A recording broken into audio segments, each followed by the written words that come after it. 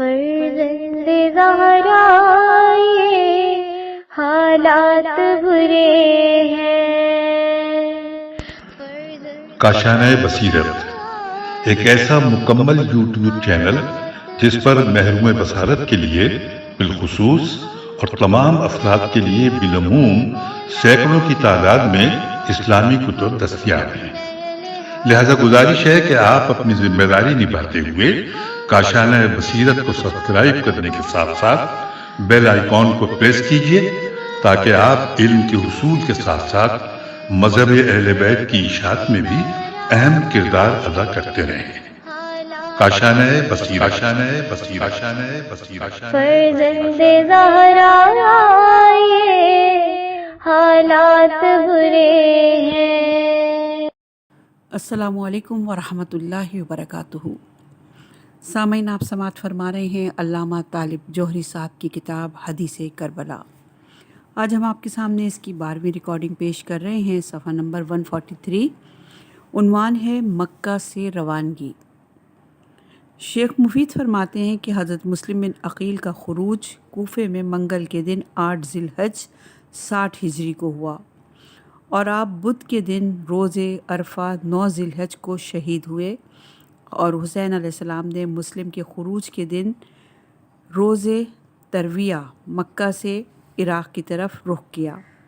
آپ نے مکہ میں شعبان کے باقی دن، پورا ماہ رمضان اور ماہ شوال اور ماہ ذی القعدہ اور ماہ ذی الحج سن 60 کی 8 راتیں گزاری تھیں۔ مکہ کے قیام کے دوران آپ کے پاس حجاز اور بصرہ کے چند افراد جمع ہو گئے تھے۔ یہ آپ کے اہل خاندان اور موالیوں کے علاوہ تھے۔ یہ روایت ارشاد مفید جلد نمبر 2 صفحہ نمبر 66 پر موجود ہے۔ صاحب ریاض القدس لکھتے ہیں کہ تاریخ طبری میں ہے کہ لوگوں کا ایک جمع غفیر اور انبو کثیر امام حسین علیہ السلام کی سلطنت کی امید میں ساتھ ہو گیا، اور کچھ لوگ محبت اور عقیدت کی بنیاد پر آپ کے ساتھ چلے۔ وہ لوگ جو اخلاص اور عشق اور مودت کے ساتھ ہمراہ ہوئے، ان میں سب سے پہلے عباس بن علی اپنے 6 یا 7 بھائیوں کے ساتھ کمر بستہ حاضر ہوئے۔ جعفر بن علی، عثمان بن علی، عمر بن علی، ابو بکر بن علی، عبداللہ بن علی، محمد بن علی اور ابراہیم بن علی۔ امام حسن علیہ السلام کے 5 بیٹے ساتھ ہوئے، حسن بن حسن، قاسم بن حسن، احمد بن حسن، عبداللہ بن حسن اور ابو بکر بن حسن۔ ان کے ساتھ اولاد مسلم اور اولاد عقیل، اولاد جعفر اور اولاد عبداللہ بن جعفر، یہ سب 15 اشخاص تھے، اور 2 بیٹے امام حسین علیہ السلام کے، امام زین العابدین علیہ السلام اور حضرت علی اکبر ہمراہ تھے۔ یہ روایت ریاض القدس جلد نمبر 1 صفحہ نمبر 148 پر موجود ہے۔ صاحب ریاض القدس لکھتے ہیں کہ جب عظیم المرتبت خاتون بی بی زینب بنت امیر المومنین نے گھر کی ڈیوڑی سے باہر قدم رکھا تو قمر بن ہاشم حضرت ابو الفضل عباس نے تلوار کھینچ لی اور بآواز بلند ارشاد فرمایا کہ اے لوگوں، اپنی آنکھیں بند کرو اور سروں کو نیچا کر لو۔ امیر المومنین علیہ السلام کی بیٹی اور سلطان حجاز کی بہن اور جناب فاطمۃ الزہرا کی لخت جگر بی بی زینب سلام اللہ علیہا باہر تشریف لا رہی ہیں۔ لوگوں نے چہرے دیوار کی طرف کر لیا اور سروں کو جھکا لیا تو شہزادی باہر تشریف لائیں۔ جب ہاشمی جوانوں پر آپ کی نگاہ پڑی تو آپ پر رقت طاری ہو گئی۔ قاسم نے دوڑ کر کرسی زمین پر رکھی، علی اکبر نے دوڑ کر محمل کا پردہ اٹھایا، عباس بن علی نے زانو کو خم کیا، امام حسین علیہ السلام نے بہن کو سہارا دیا، اور اس عزت اور احترام کے ساتھ شہزادی سوار ہوئیں۔ جب حسین کا قافلہ چلا تو پورا شہر مکہ حزن اور اندوہ میں ڈوبا ہوا تھا، اور ہر شخص سوگوار اور اشک بار تھا۔ یہ روایت سواق المحرقہ صفحہ نمبر 18 پر موجود ہے۔ صفحہ نمبر ہے 145۔ عنوان ہے منازل سفر۔ گزشتہ زمانوں میں دوران سفر ایک دن میں جو مسافت طے کی جاتی تھی اسے منزل کہا جاتا تھا، لوگ پیدل اور سواریوں کے ذریعے سفر کرتے اور منزل پر پہنچ کر آرام کرتے اور سواریاں تبدیل کرتے تھے۔ 2 منزلوں کے درمیان کا فاصلہ معین نہیں تھا، لیکن عام طور سے 4 فرسخ پر ایک منزل ہوتی تھی۔ امام حسین علیہ السلام نے دوران سفر جو منزلیں طے فرمائیں، ان کی کچھ تفصیلات تاریخ اور مقتل کی کتابوں میں پائی جاتی ہیں۔ آپ نے ہر منزل پر شب بسری نہیں فرمائی، بلکہ کسی منزل سے گزر گئے، کہیں مختصر قیام کیا اور کہیں روز و شب کا قیام فرمایا۔ بعض مقتل نگاروں کے مطابق ابن شہر اشوب کی بیان کردہ منازل یہ ہیں: ذات ارق، حاجر، خزیمہ، سلبیہ، شقوق، شراف، نینوا، عزیب الحجنالت، کربلا، معجم البلدان۔ میں ان منازل کی تعداد اور ترتیب مختلف ہے۔ یہ کتاب کا نام ہے کہ معجم البلدان میں ان منازل کی تعداد اور ترتیب مختلف ہے۔ سید مہدی نے ریاض المصائب میں ان اختلافات پر مختصر روشنی ڈال کر یہ تحریر کیا ہے کہ منزلوں کی ترتیب معلوم کرنے کا کوئی خاص فائدہ نہیں ہے۔ اصل مقصد تو ان واقعات کا بیان ہے جو ان منازل میں پیش آئے، اور یہ روایت ریاض المصائب صفحہ نمبر 275 پر ہے۔ فاضل قزوینی نے تحریر کیا کہ منازل کی تعین اور ان میں پیش آنے والے واقعات کا بیان اہم ہے۔ مورخین اور محدثین کے درمیان اس موضوع میں اختلافات ہیں، لیکن ہم وہی لکھیں گے جو حق اور صحیح ہے، اور کہیں کہیں اختلافات کو بھی بیان کریں گے۔ اور یہ روایت الامام الحسین و اصحابہ جلد نمبر 1 صفحہ نمبر 150 پر موجود ہے۔ فاضل قزوینی کے اس دعوے پر اعتماد کرتے ہوئے ہم نے بیشتر انہی کی ترتیب کو ترجیح دی۔ انہوں نے منزلوں کے ساتھ دن اور تاریخ کو بھی معین کیا ہے، جسے ذہبی تحفظات کے سبب نقل نہیں کیا گیا۔ صفحہ نمبر 146 ہے اور عنوان ہے ابطحا۔ یہ منزل مکہ اور منی کے درمیان ہے اور مکے کی نسبت منی سے زیادہ قریب ہے۔ یہ روایت معجم البلدان جلد نمبر 1 صفحہ نمبر 74 پر ہے۔ یہ منی کی سرحد سے شروع ہو کر مقبرہ معلی یعنی قبرستان ہجون تک جاتی ہے۔ اس مقام پر امام حسین علیہ السلام کی ملاقات یزید بن ثبیت بصری سے ہوئی، اور یہ روایت نفس المحموم صفحہ نمبر 48 پر ہے۔ وہ اپنے 2 بیٹوں کے ساتھ امام حسین علیہ السلام کے شریک سفر ہوئے اور کربلا میں شہید ہوئے، اور یہ روایت ہے تنقیح المقال جلد نمبر 3 صفحہ نمبر 325 پر۔ اگلی منزل کا عنوان ہے تنعیم۔ یہ منزل مدینے کے راستے پر واقع ہل کے قریب ترین ہے، اور اہل مکہ اسی منزل سے عمرے کے لیے احرام باندھتے ہیں۔ مکہ اور تنعیم میں 3 یا 4 میل کا فاصلہ ہے۔ آج یہ جگہ مسجد عائشہ کے نام سے معروف ہے۔ اس مقام پر امام حسین علیہ السلام نے یمن سے آنے والے ایک قافلے سے اپنے اصحاب اور اسباب کے لیے اونٹ کرائے پر لیے اور ساربانوں سے کہا کہ اگر کوئی ساتھ چلنا چاہے تو ہم اس کا کرایہ ادا کریں گے اور اس سے حسن سلوک کریں گے، اور اگر کوئی راستے میں ہم سے جدا ہونا چاہے تو ہم مقدار سفر کے مطابق اس کا کرایہ ادا کریں گے۔ ان میں سے کچھ لوگ آپ کے ہم سفر ہوئے اور کچھ الگ ہو کر اپنی منزل کی طرف چل پڑے۔ یہ روایت ارشاد مفید جلد نمبر 2 صفحہ نمبر 68 پر ہے۔ طبری کے مطابق یمن سے آنے والے اس قافلے میں وہ مال و متاع تھا جو یمن کے والی بجیر بن یسیار نے یزید کے لیے شام روانہ کیا تھا۔ امام نے حکم دیا کہ اس مال کو ضبط کر لیا جائے۔ یہ روایت تاریخ طبری جلد نمبر 4 صفحہ نمبر 289 پر ہے۔ یزید اپنی مملکت میں قتل حسین کا حکم دے چکا تھا اور آپ اپنی جان کی سلامتی کے لیے شہر تبدیل کر رہے تھے۔ ایسے میں قاتل کا کچھ مال و متاع سامنے آیا۔ اسے ضبط کر کے قاتل کو معاشی نقصان پہنچانا حکمت عملی کے عین مطابق ہے۔ اس سے قبل بدر اولی میں ایسا ہی ایک واقعہ ہو چکا ہے۔ بعض محققین نے رجال بحر العلوم کے حوالے سے اس واقعے کی تردید کی ہے کہ سید بحر العلوم اسے مقام امامت کے خلاف جانتے ہیں، اور یہ روایت رجال بحر العلوم جلد نمبر 4 صفحہ نمبر 47 پر ہے۔ شعبی کی روایت کے مطابق عبداللہ بن عمر اپنے طالاب پر تھے جب انہیں امام حسین علیہ السلام کے عراق جانے کی اطلاع ملی تو آپ کی خدمت میں حاضر ہوئے اور آپ کو حکومت وقت سے اختلاف پر ہونے والے نقصانات بتلائے اور حکومت کے سامنے تسلیم ہو جانے کا مشورہ دیا۔ امام حسین علیہ السلام نے انکار فرماتے ہوئے ابن عمر سے جو جملے کہے، اس میں یہ بھی فرمایا کہ اللہ کا تقوی اختیار کرو اور میری نصرت ترک نہ کرو، اور یہ روایت مسور الاحزان صفحہ نمبر 65 پر ہے۔ اس روایت میں یہ ذکر نہیں کہ وہ طالاب کہاں تھا، لیکن فاضل سماوی نے تحریر کیا کہ جب امام حسین علیہ السلام تنعیم سے گزرے تو عبداللہ بن عمر اپنے طالاب پر تھے۔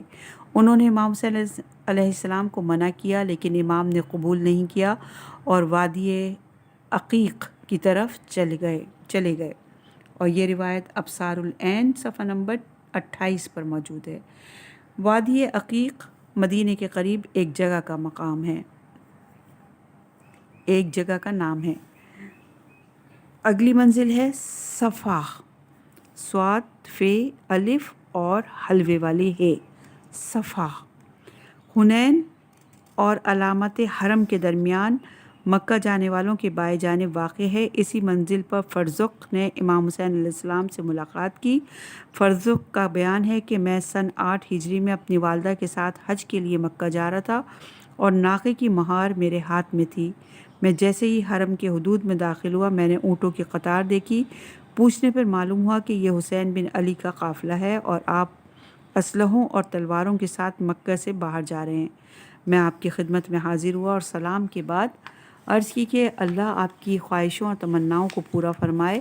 فرزند رسول، میرے ماں باپ آپ پر فدا ہوں، آپ کو ایسی کیا جلدی ہے کہ حج کو چھوڑ کر تشریف لے جا رہے ہیں؟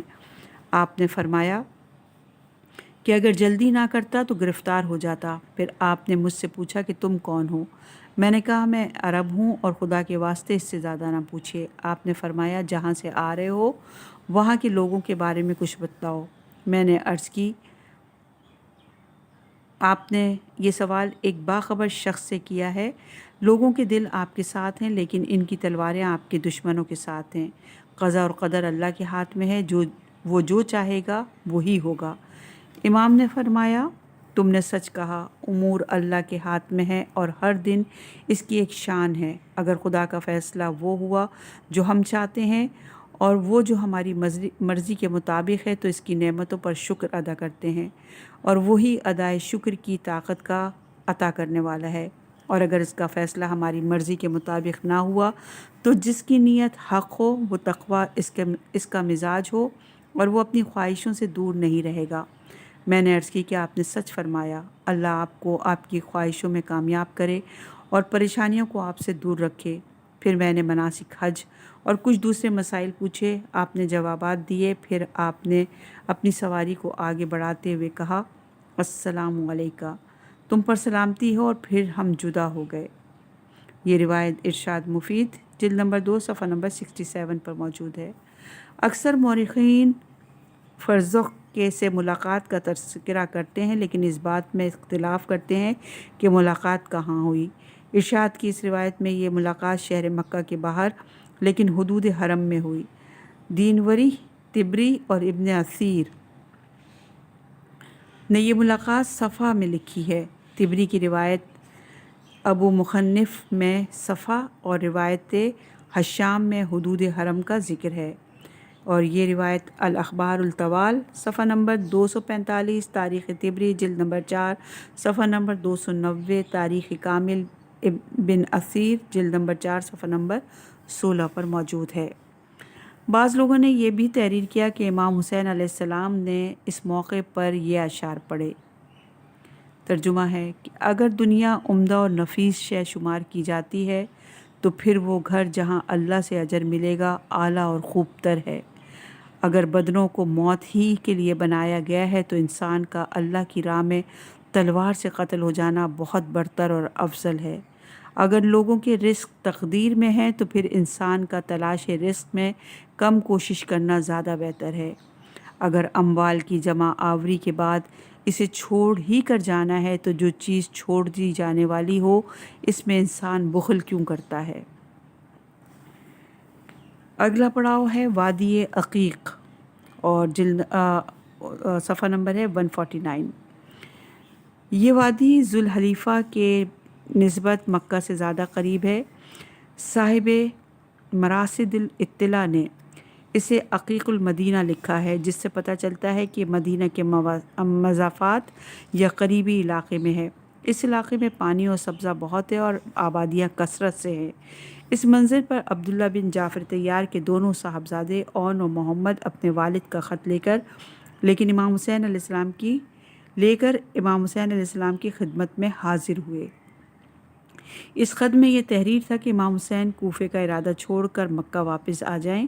یہ خط بھیج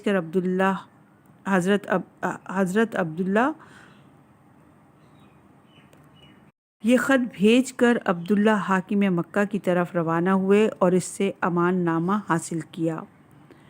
اور یہ روایت الامام الحسین و اصحابہ صفحہ نمبر 159 بحوالہ ابصار العین۔ اگلا پڑاؤ اگلی منزل ہے وادی صفرا، صفحہ نمبر 149 ہی ہے۔ صاحب مراصد الاطلاع کے مطابق وادی صفرا مدینہ کے علاقے میں سے ایک علاقہ ہے جو حاجیوں کی گزرگاہ پر واقع ہے۔ درختوں اور نخلستانوں کی کثرت ہے۔ اس وادی اور بدر کے درمیان ایک مرحلے کی مسافت ہے۔ یہ منزل دو پہاڑی ٹیلوں کے درمیان ہے۔ مجمع بن زیاد اور عباد بن مہاجر مدینہ کے مضافات میں جبینہ کی کسی منزل پر تھے۔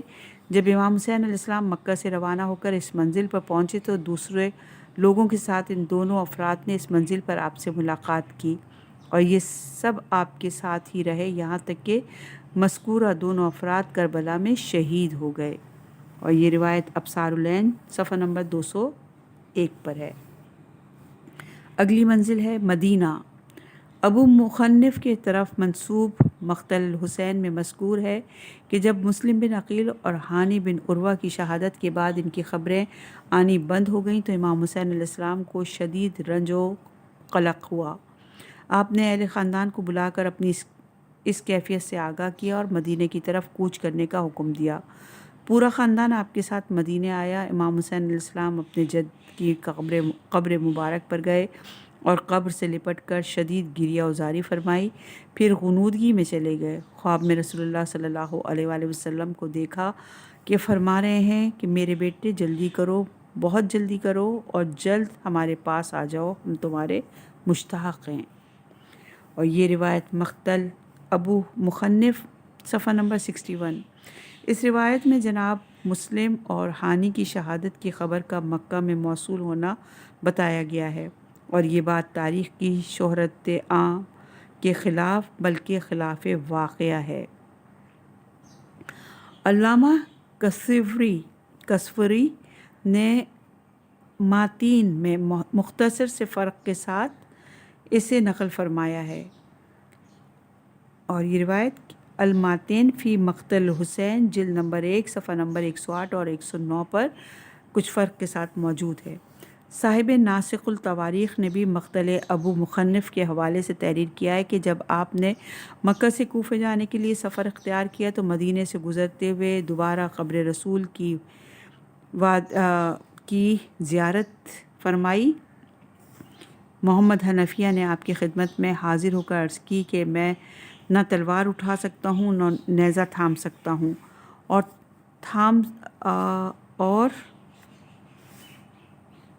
نہ آپ کی خدمت میں ساتھ رہ سکتا ہوں۔ پھر امام کو رخصت کیا۔ اور یہ روایت تاریخ ناسخ التواریخ جلد نمبر 2 صفحہ نمبر 128 پر ہے۔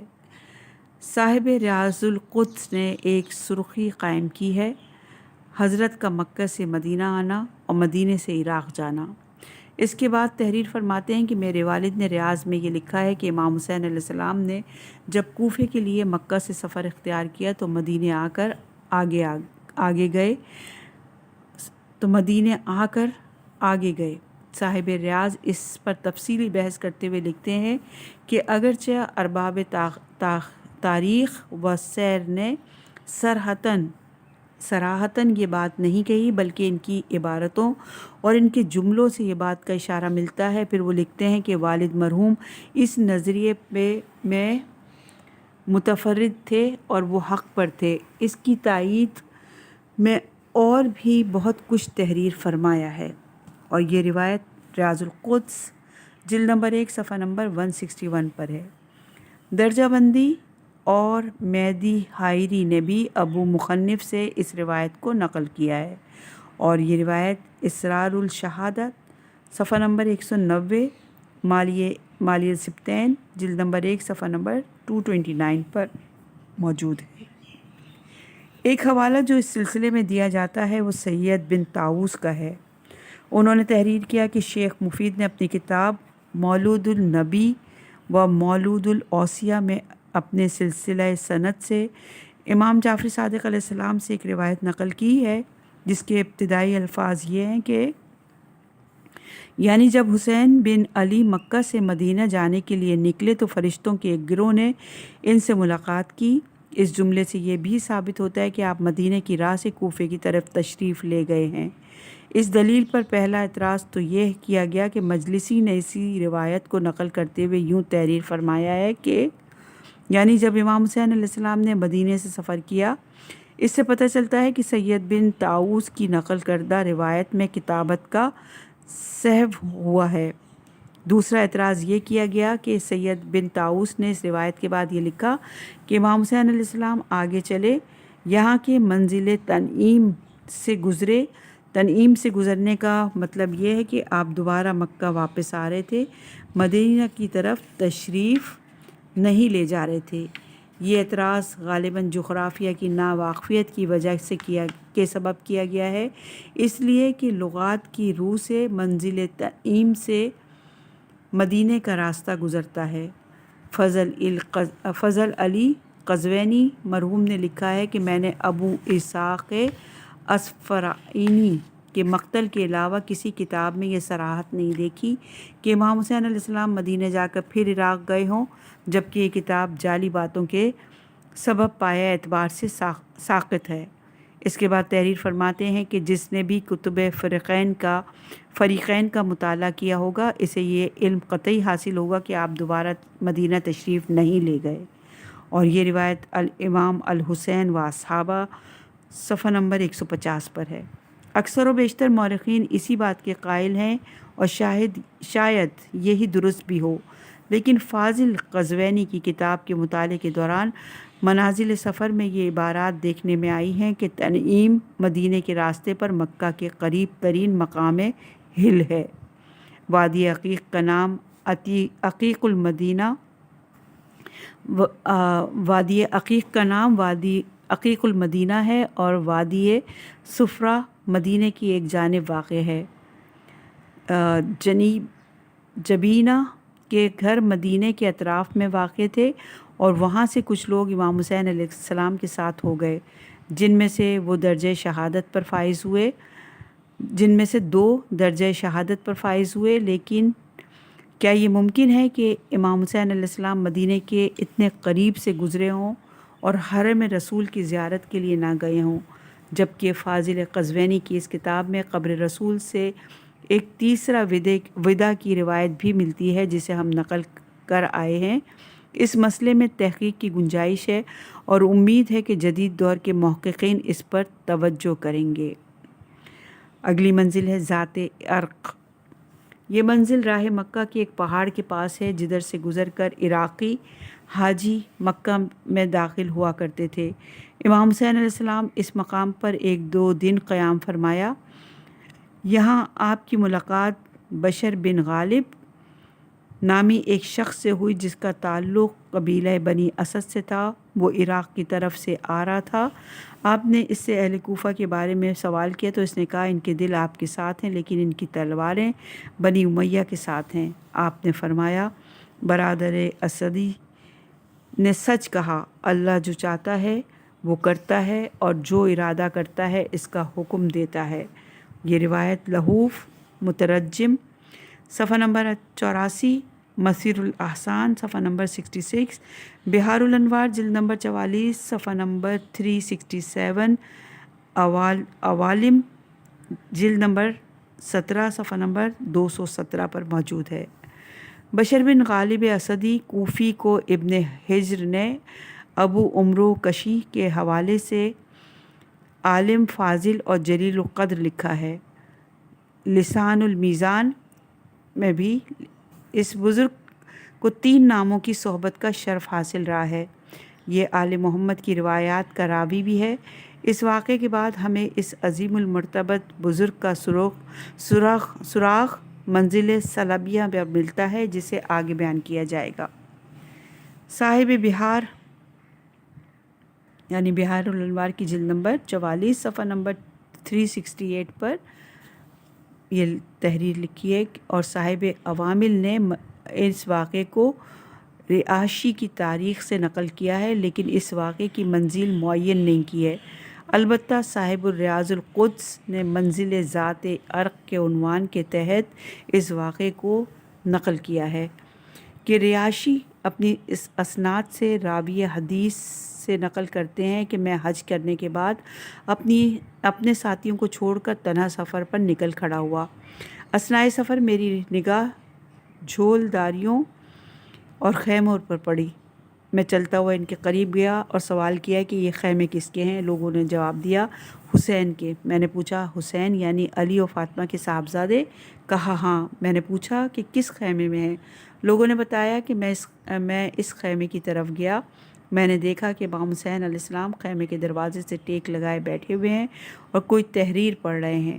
میں نے سوال کیا اور انہوں نے جواب سلام دیا۔ میں نے عرض کی یا ابن رسول اللہ، میرے ماں باپ آپ پر فدا ہو جائیں، آپ اس بے آب و گیا اور حامی اور ناصر سے خالی علاقے میں کیوں خیمہ زن ہیں؟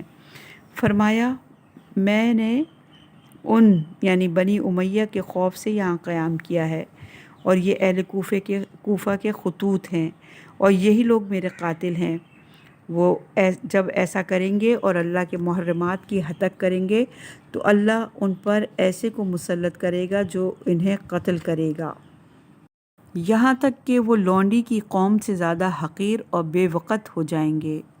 اور یہ روایت حاشیے میں لکھا ہے کہ بعض لوگوں نے قوم الاماتہ سے قوم سبا کا مراد لیا ہے، جس پر ایک عورت کی حکومت تھی، اور بعض کے خیال میں فرام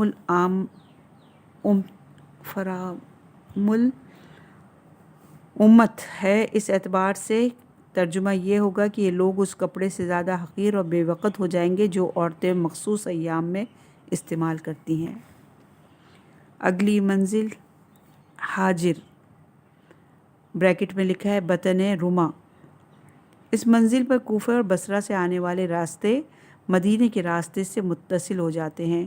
آپ نے اس منزل سے قیس بن مسہر کو خط دے کر کوفے کی طرف روانہ فرمایا۔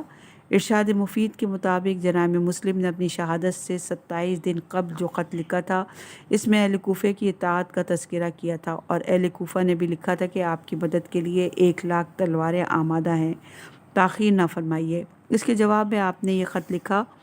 خط کا متن یہ ہے کہ حسین بن علی کی طرف سے مومن اور مسلمان بھائیوں کے نام، السلام علیکم، میں آپ لوگوں کی طرف اس اللہ کی حمد کا تحفہ بھیجتا ہوں جس کے علاوہ کوئی معبود نہیں ہے۔ اما بعد، مجھے مسلم بن عقیل کا وہ خط موصول ہوا جس میں انہوں نے آپ لوگوں کے حسن رائے اور ہماری مدد پر آپ لوگوں کے اجتماع اور ہمارے حق کی طلب میں آپ لوگوں کے جذبے سے آگاہ کیا۔ اللہ سے دعا ہے کہ ہمیں اس مقصد میں کامیابی عطا فرمائے اور آپ لوگوں کو ہماری نصرت پر اجر عظیم عطا فرمائے۔ میں 18 ذی الحجہ سہ شنبہ کے دن بروز ترویہ مکہ سے روانہ ہوا ہوں۔ جب میرا قاصد آپ لوگوں تک پہنچے تو اپنے کام میں سرعت کے ساتھ جدوجہد کرتے رہیں، انشاءاللہ میں انہی دنوں میں پہنچنے والا ہوں۔ والسلام علیکم ورحمۃ اللہ وبرکاتہ۔ یہ روایت ارشاد مفید جلد نمبر 2 صفحہ نمبر 70 پر موجود ہے۔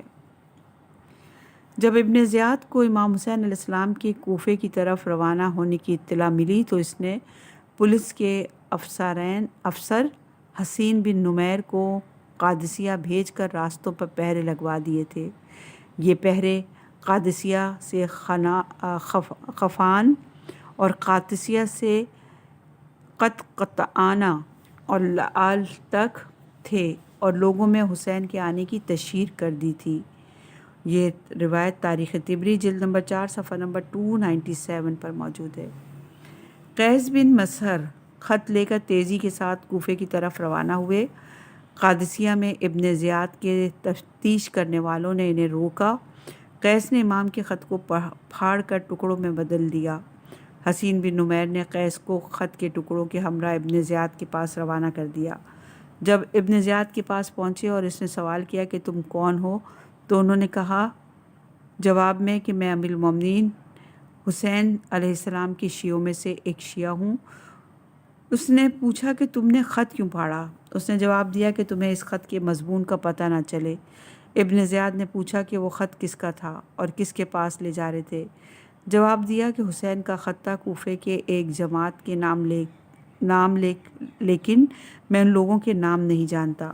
ابن زیاد نے شدید غصے کی کیفیت میں چیخ کر کہا کہ میں تمہیں اس وقت تک نہیں چھوڑوں گا جب تک ان لوگوں کے نام نہ بتاؤ جن کے نام وہ خط تھا، یا دوسری بات یہ کہ ممبر پر جا کر حسین اور اس کے والد اور بھائی کو سب و دشنام ترازی کرو۔ اس صورت میں تمہیں چھوڑوں گا ورنہ تمہیں قتل کر دوں گا۔ قیس نے کہا چونکہ میں ان لوگوں کے نام نہیں جانتا لہٰذا وہ کام تو انجام نہیں دے سکتا، البتہ دوسرا کام کر سکتا ہوں۔ ابن زیاد نے یہ خیال کر کے کہ قیس موت سے ڈر گیا ہے، شہر کوفہ میں اعلان کر دیا کہ لوگ مسجد بزرگ میں جمع ہو جائیں اور حسین کے نمائندے قیس بن مسہر کی گفتگو بنی امیہ کی تعریف میں سنیں۔ جب قیس ممبر پر گئے تو حمد و نعت اور نعت رسول کے بعد علی اور اولاد علی پر درود بھیجی، پھر عبید اللہ اور اس کے باپ زیاد اور بنی امیہ کی حکومت کے چھوٹے بڑے سارے معاونین اور ہوا خواہوں پر لعنت بھیجی، پھر بلند آواز سے اہل کوفہ کو مخاطب کیا کہ اے لوگو، حسین بن علی خلق خدا میں سب سے بہتر اور فاطمہ بنت رسول کے صاحبزادے ہیں اور میں تمہاری طرف ان کا فرستادہ ہوں۔ میں ایک منزل پر ان سے رخصت ہو کر تمہارے پاس آیا ہوں تاکہ تم لوگوں تک ان کا پیغام پہنچا دوں اور تم پر فرض ہے کہ تم انہیں لبیک کہو۔ ابن زیاد کے سپاہیوں نے جب اسے صورتحال بتائی تو اس نے غصے کے عالم میں یہ حکم دیا کہ قیس کو دارالعمارہ کی چھت پر لے جاؤ اور نیچے پھینک دو۔ ابن زیاد کے حکم کے مطابق قیس کو نیچے پھینک دیا گیا۔ جب امام حسین علیہ السلام کو اس واقعے کی اطلاع ملی تو آپ کی آنکھوں سے آنسو جاری رہے اور آپ نے ارشاد فرمایا کہ بار الہ ہمارے اور ہمارے شیعوں کے لیے اپنے پاس ایک بلند منزل قرار دے اور ہمیں اور ہمارے شیعوں کو اپنی رحمت کے مستقر میں جمع فرما، بے شک تو ہر شے پر قادر ہے۔ اور یہ روایت ارشاد مفید جلد نمبر 2 صفحہ نمبر 70، لحوف مترجم صفحہ نمبر 90، بہار الانوار جلد نمبر 44 صفحہ نمبر 369 پر موجود ہے۔ اگلی منزل کا نام ہے فید۔ صاحب ریاض القدس نے مناقب ابن شہر عاشوب کے حوالے سے تحریر کیا کہ امام حسین علیہ السلام کی منزلوں میں سے ایک منزل خزیمہ ہے، یہاں حاجی قیام کرتے ہیں اور یہ منزل اجفر اور سلبیہ کے درمیان ہے۔ اجفر خزیمہ اور فید کے درمیان ہے۔ فید مکہ کے راستے میں ایک منزل ہے۔ اور یہ روایت ریاض القدس جلد نمبر 1 صفحہ نمبر 160 پر ہے۔ یہ منزل مکہ اور کوفے کے نصف راہ میں واقع ہے۔ یہاں ایک قلعہ بھی ہے جس میں حاجی اپنے اضافی اسباب اور زاد راہ کو رکھ کر حج کے لیے چلے جاتے تھے اور واپسی میں لے لیتے تھے۔ اہل فید سال بھر سواریوں کے لیے چارہ اور غذا کی جمع آوری کرتے تھے اور موسم حج میں اسے فروخت کرتے تھے۔ قزوینی کے مطابق یہ بھی امام حسین علیہ السلام کی ایک منزل ہے۔ اور یہ روایت الامام الحسین و اصحابہ صفحہ نمبر 162 میں موجود ہے۔ صفحہ نمبر ہے 157 اور اگلی منزل کا نام ہے اجفر۔ یہ وسیع اور اسیر ورزی اور عریض کنوؤں اور پانیوں تالابوں کی سرزمین تھی۔ مراست الاطلاع ارشاد مفید کے مطابق جب امام حسین علیہ السلام حاجر سے کوفے کی طرف روانہ ہوئے تو عربوں کے ایک بڑے آبی ذخیرے تک پہنچے اور وہاں آپ کی ملاقات عبداللہ بن مطیع ادوی سے ہوئی۔ عبداللہ بن مطیع ادوی وہاں پہلے سے موجود تھے۔ امام حسین علیہ السلام کو دیکھ کر ان کے پاس آئے اور کہا کہ فرزند رسول، میرے ماں باپ آپ پر فدا ہوں، آپ یہاں کیسے تشریف لے آئے؟ آپ نے فرمایا، معاویہ کی موت کے بعد اہل عراق نے مجھے خط لکھ کر آنے کی دعوت دی ہے۔ عبداللہ بن مطیع نے کہا کہ اے فرزند رسول، آپ کو خدا کی قسم ہے، آپ اسلام کی حرمت کو تباہ ہونے سے بچا لیں۔ آپ کو قسم دیتا ہوں کہ آپ قریش اور عرب کی حرمت کا پاس رکھیں۔ خدا کی قسم، اگر آپ بنی امیہ کے ہاتھوں سے حکومت لینا چاہیں گے تو وہ آپ کو قتل کر دیں گے، اور آپ کے بعد تو پھر انہیں کسی کا بھی خوف نہیں رہ ہوگا، اور باخدا اسلام اور عرب کی حرمت ضائع ہو جائے گی۔ لہٰذا آپ ایسا نہ کریں اور کوفے کی طرف تشریف لے جائیں اور اپنے آپ کو بنی امیہ کے حوالے نہ کریں۔ امام حسین علیہ السلام نے سنا لیکن اسے قبول نہیں کیا۔ عبداللہ بن مطیع سے پہلی ملاقات اس وقت ہوئی تھی جب آپ مدینہ سے مکہ جا رہے تھے اور وہ مکہ سے مدینہ آ رہا تھا۔ اس وقت بھی عبداللہ نے امام حسین علیہ السلام کو کوفے اور اہل کوفہ سے دور رہنے کا مشورہ دیا تھا، حالانکہ آپ نے کوفہ جانے کے ارادے کا اظہار نہیں فرمایا تھا اور جواب میں کہا تھا کہ مکہ جا رہا ہوں۔ یا تو پہلی ملاقات کا یہ جز الحاقی ہے اور اس کا تعلق دوسری ملاقاتوں سے ہے، دوسری ملاقات سے ہے، اور راوی نے غلطی سے دو ملاقاتوں کو ایک کر کے بیان کیا اور پھر عبداللہ بن مطیع نے رسول اکرم صلی اللہ علیہ وآلہ وسلم سے سنی ہوئی شہادت حسین کی روایتوں سے اندازہ لگایا ہوگا کہ انہی کی روشنی میں امام کو مشورہ دیا۔ اس دوسری ملاقات میں امام حسین علیہ السلام نے صراحتاً کوفہ جانے کا ارادہ فرمایا۔ اگلی منزل ہے خزیمہ۔ مکہ سے کوفہ جانے والوں کے لیے یہ منزل زردود سے قبل پڑتی ہے۔ یہاں کنویں اور تالاب اور درختوں کی کثرت ہے۔ امام حسین علیہ السلام نے یہاں ایک دن اور ایک رات قیام فرمایا۔ صبح کو جناب زینب امام حسین علیہ السلام کے پاس تشریف لائیں اور فرمایا کہ بھیا، کیا میں آپ کو بتلاؤں کہ کل رات میں نے کیا سنا؟ فرمایا، بہن کیا سنا؟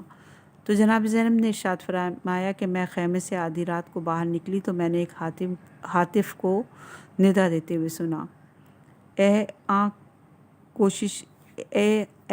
کوشش کر اور آنسوؤں سے بھر جا، کون ہے جو میرے بعد شہیدوں پر گریہ کرے گا؟ یہ وہ لوگ ہیں جنہیں موت اپنے ساتھ لے جا رہی ہے اور تقدیر کے مطابق جو وعدے کو پورا کرے گی۔ امام حسین علیہ السلام نے جواب میں ارشاد فرمایا، بہن، جو بھی اللہ نے مقدر کیا ہے وہ ہو کر رہے گا۔ بحار الانوار میں ہے یہ روایت، بحار الانوار کی جلد نمبر 44 صفحہ نمبر 372 میں ہے۔ اگلی منزل ہے شقوق۔ یہ مکہ اور کوفے کے درمیان کوفے سے نزدیک منزل تھی اور کوفے کی طرف سے آنے والے واقعے کے بعد پڑتی تھی۔ یہاں پانی تھا اور قافلے ٹھہرا کرتے تھے۔ منزل خزیمہ میں ایک دن ایک رات قیام کے بعد حسینی قافلہ منزل شقوق میں وارد ہوا۔ ابن شہر عاشوب کے مطابق امام حسین علیہ السلام نے دیکھا کہ ایک شخص کوفے کی طرف سے چلا آ رہا ہے۔ امام نے اس سے کوفے کے لوگوں کے حالات پوچھے۔ اس نے جواب دیا تو آپ نے ارشاد فرمایا، سارے امور اللہ کے ہاتھ میں ہیں، جو چاہتا ہے کرتا ہے، اور ہر روز اس کی ایک نئی شان ہے۔ اگرچہ اللہ کا فیصلہ ہمارے حق میں نازل ہوا تو ہم اس کی نعمتوں کی حمد کرتے ہیں اور اس سے دعا کرتے ہیں شکر ادا کرنے کی توفیق دے، اور اللہ کا فیصلہ ہمارے اور ہماری خواہشوں کے درمیان حائل ہو جائے تو جس کی نیت خالص ہوگی اور حق پر قائم ہوگا وہ اللہ کی رحمت سے دور نہیں رہے گا۔ پھر آپ نے اشعار پڑھے اور وہ اشعار منزل صفا کے ذیل میں ہم بیان کر چکے ہیں۔ البتہ اس واقعے میں 5واں اور آخری شعر میں یہ اضافہ ہے کہ اے محمد مصطفیٰ کے خاندان والوں، تم پر اللہ کا سلام ہو، میں اپنے آپ کو دیکھ رہا ہوں کہ عنقریب تم سے رخصت ہو جاؤں گا۔ اور یہ روایت مناقب ابن شہر آشوب جلد نمبر 2 صفحہ نمبر 213، صاحب ریاض الاحزان صفحہ نمبر 287 نے انتہائی اختصار سے اسے نقل کیا ہے۔ صفحہ نمبر 159 عنوان ہے فرزخت۔ اگرچہ ابن شہر آشوب فرزخت سے ملاقات کو ذات عرق میں بتلاتے ہیں اور شقوق کے اس واقعے کو کوفے سے آنے والے کا نام نہیں بتلاتے، لیکن بعض دوسرے قرائن اور نصوص کی روشنی میں کیا یہ واقعہ فرزخت کا قرار دیا جا سکتا ہے؟ فراد مرزا کے مطابق محمد بن طلحہ شافعی نے مطالب سول میں ملاقات فرزخت کو منزل شقوق پر اور سید ابن طاؤس نے لہوف میں منزل زبالہ میں اس طرح بیان کیا ہے کہ فرزخت نے آپ کو سلام کیا اور دست بوسی کی۔ آپ نے پوچھا اے ابو فراس کہاں سے آ رہے ہو؟ جواب دیا کوفے سے۔ آپ نے اہل کوفہ کے متعلق سوال کیا تو فرزخت نے کہا کہ بات کو سچائی کے ساتھ بیان کرنا چاہیے۔ آپ نے فرمایا میں بھی سچ ہی سننا چاہتا ہوں۔ فرزخت نے کہا کہ لوگوں کے دل آپ کے ساتھ ہیں اور تلواریں بنی امیہ کی نصرت میں علم ہیں۔ فتح و ظفر اللہ کی جانب سے ہے، دیندار اشخاص نایاب ہیں اور اللہ کے فیصلے روز اتر رہے ہیں۔ آپ نے فرمایا کہ تم نے سچی بات کہی ہے، یہ لوگ درہم و دینار کے بندے ہیں، انہوں نے دین کو کھیل سمجھ رکھا ہے، اپنی معاش کے لیے دین کا زبانی اقرار کرتے ہیں اور امتحان کے وقت دین کو پس پش ڈال دیتے ہیں۔ فرزخت نے کہا کہ آپ کوفے کیسے تشریف لے جائیں گے؟ وہ لوگ تو مسلم بن عقیل اور ان کے دوستوں کو قتل کر چکے ہیں۔ آپ نے فرمایا کہ وہ رضا الہی کی طرف چلے گئے اور جو ان کا حق تھا وہ کر گئے اور جو ہم پر ہے وہ بھی برحق ہے۔ پھر آپ نے اشعار پڑھے، ان میں 5واں شعر نہیں ہے۔ اور یہ روایت قمقماز خارس صفحہ نمبر قمقماز ذاخر صفحہ نمبر 284 پر موجود ہے۔ ابن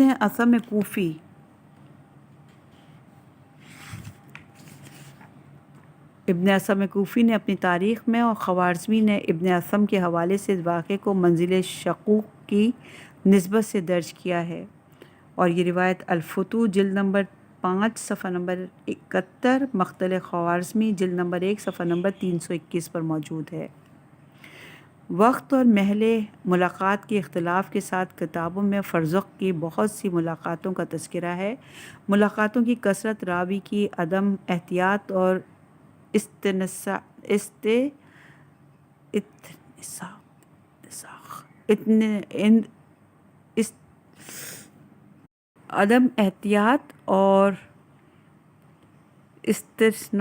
کی غلطیوں کی پیداوار ہے، جس کے سبق مختلف بیانوں میں تضادات پیدا ہو گئے ہیں۔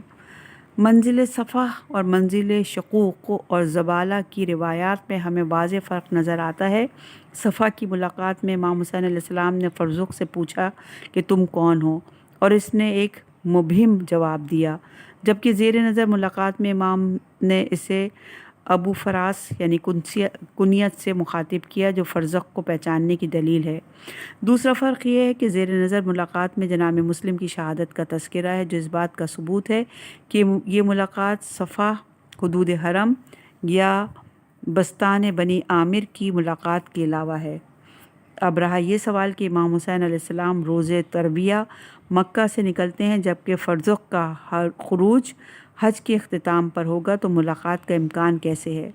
تو اس سوال کا جواب آسان ہے کہ تاریخ میں زہیر بن قین زہرقین اور بنی اسد کے چند افراد کا تذکرہ ملتا ہے جنہوں نے حج کے بعد سفر اختیار کیا اور راستے میں امام حسین علیہ السلام کی خدمت میں حاضر ہوئے۔ یہ ساری توجیہات اس صورت میں ہے کہ جب کہ روایات کی صحت تسلیم کر لی جائے۔